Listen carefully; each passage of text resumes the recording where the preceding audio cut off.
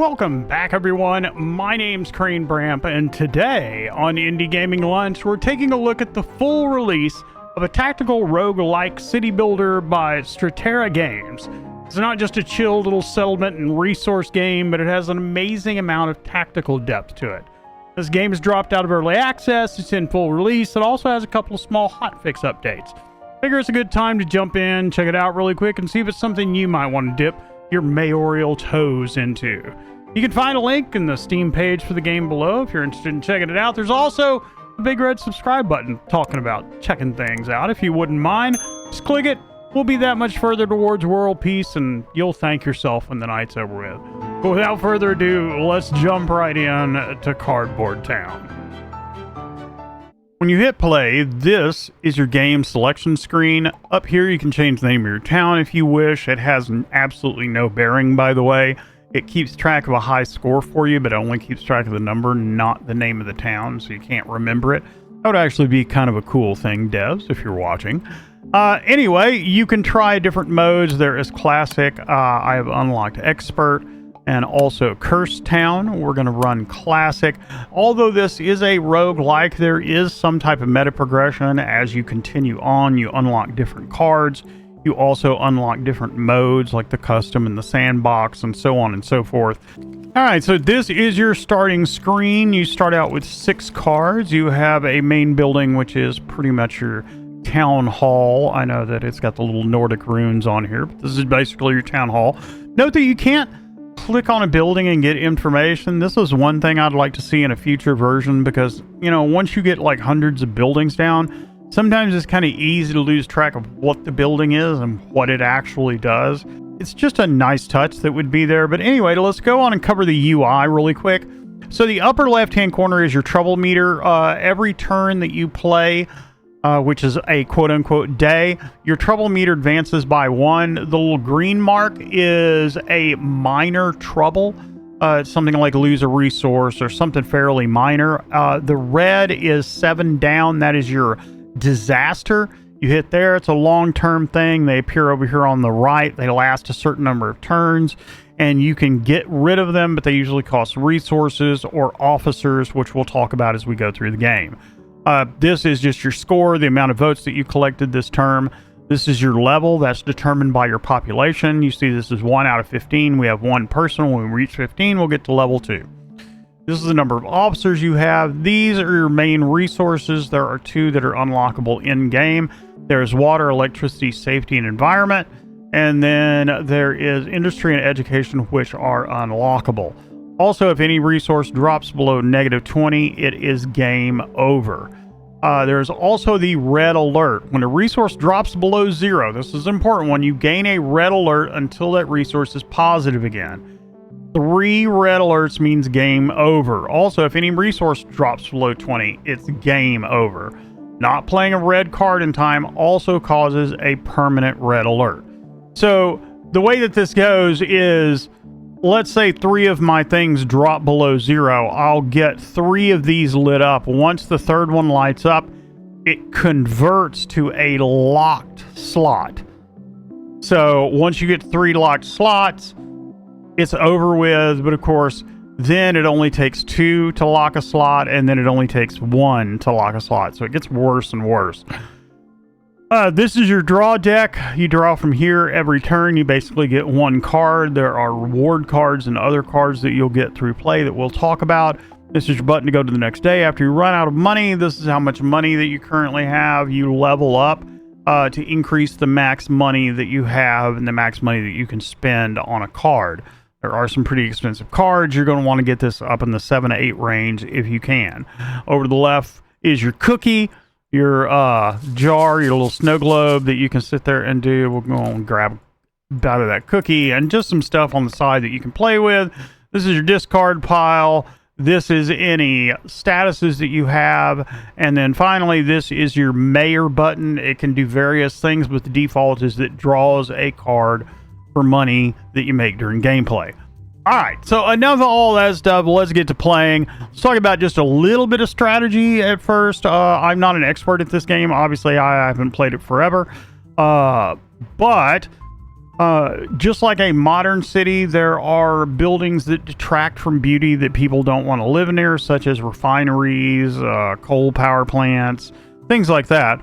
So you're going to want to have an area that you can put those buildings, and you're going to want to have an area that you can put primarily residential, so that you can put down stuff to boost that area. So what we're going to do is we're going to immediately, you can use, by the way, click to move around, right click to rotate, and R to rotate your pieces. Right click on your mouse while you hold it also does perspective adjustments. So we're going to go on and do 2 there, 1 there, 1 there. We've got $1 more, and we'll put that there and then go on to the next day. And that's pretty much the loop of gameplay. Let's see here. We'll take a condo. Like I said, population is important. Notice the fees are $3. We can only spend $2 right now. We got to get 15 people before, but this is the cheapest one. Monument Park isn't going to do us a damn bit of good right now for $10. So anyway, let's throw in our condo. We also have power through, lose 2 power and draw 2 cards, flip a coin, heads, gain a power. It's really a crap deal, to be honest.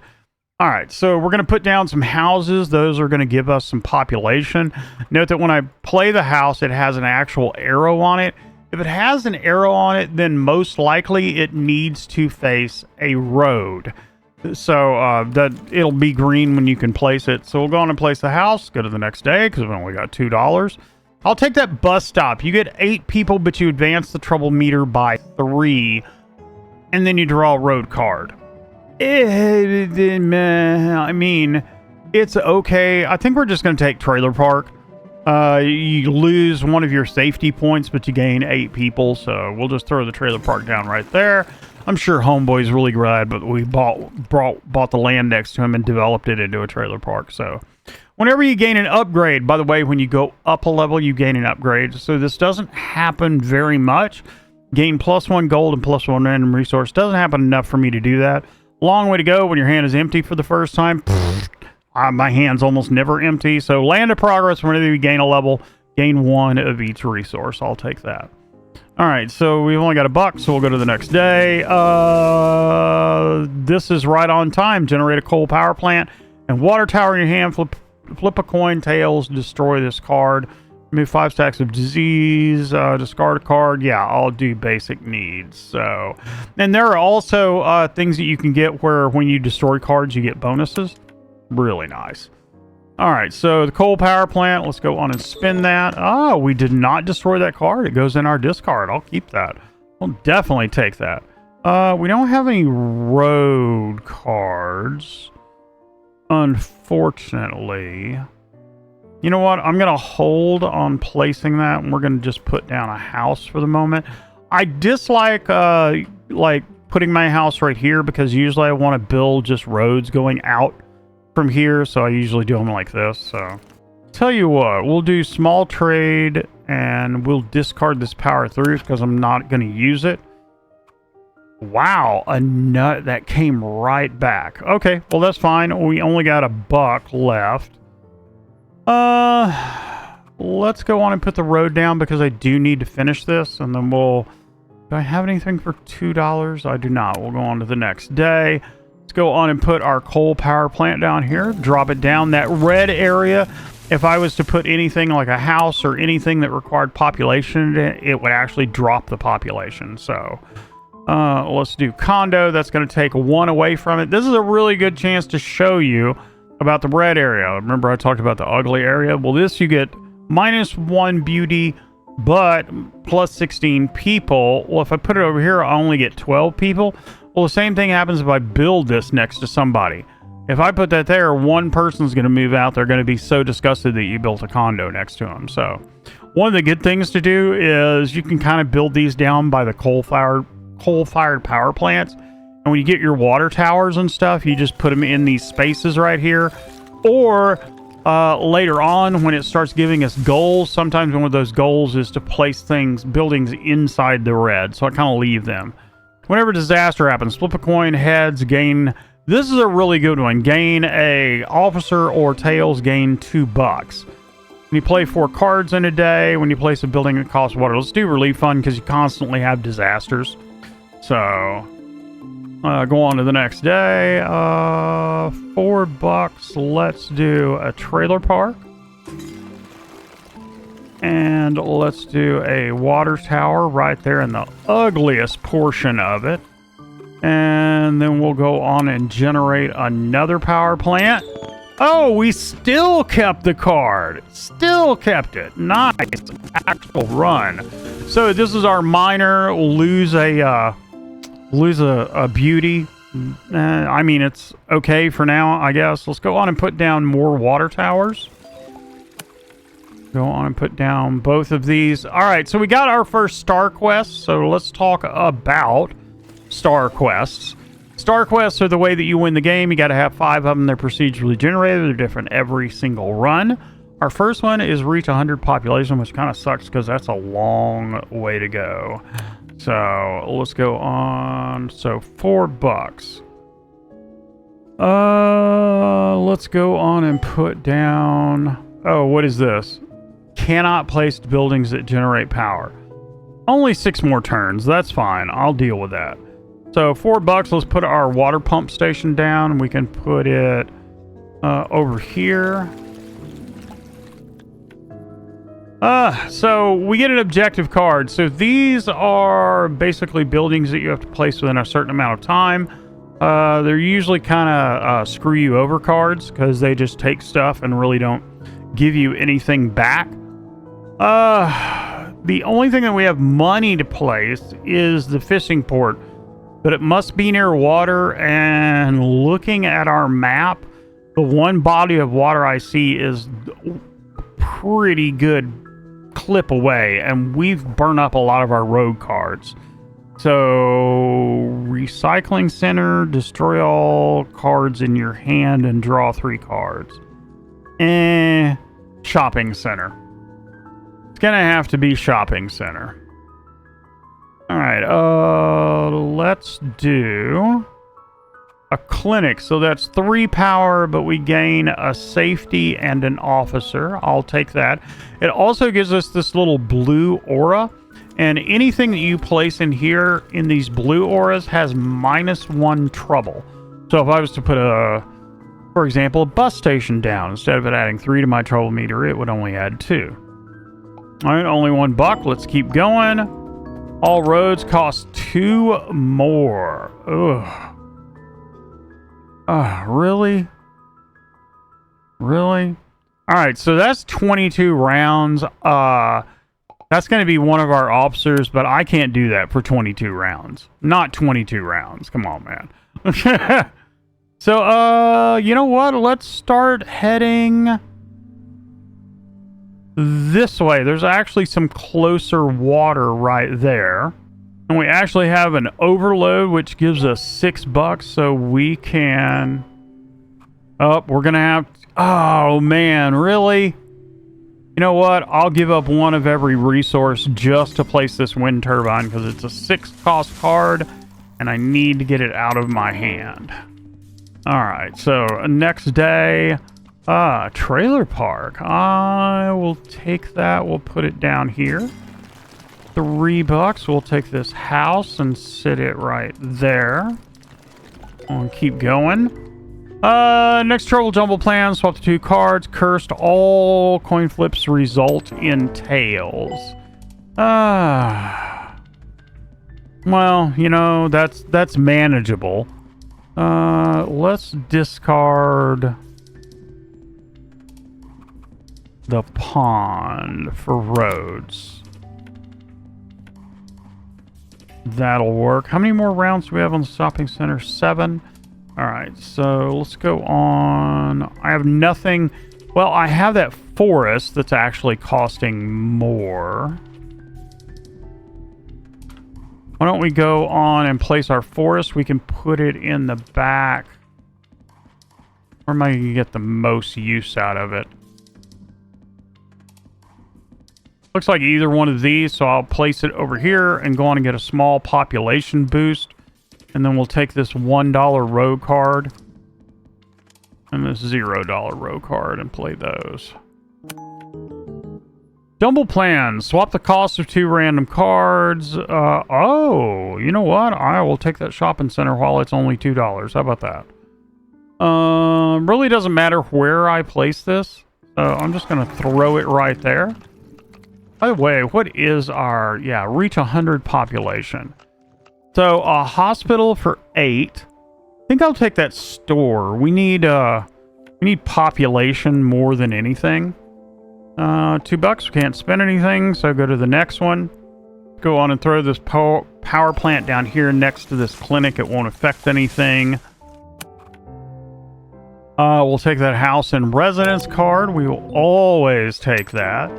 We'll do our residence there. That takes us up a level. Doesn't complete our star quest, but takes us up a level. Whenever trouble meter reaches 5, gain a gold. I'll take that. And then we have $2 left. We're going to put our house there at a +1. And we'll do cheap asphalt. That takes us into -1. But we'll address that here in a moment. So let's grab that right there. We'll start moving out like that. Out of money. Blackout, lose 1 power. That's fine. I'm fixing to replace that. We'll stick our solar farm right there. Flip a coin. We don't get it because everything's heads. Excuse me, everything is tails at the moment. We will stick us a house. You know what? We'll just start building out this direction. Industrial water mill, -1 power, -1. Let's do the store.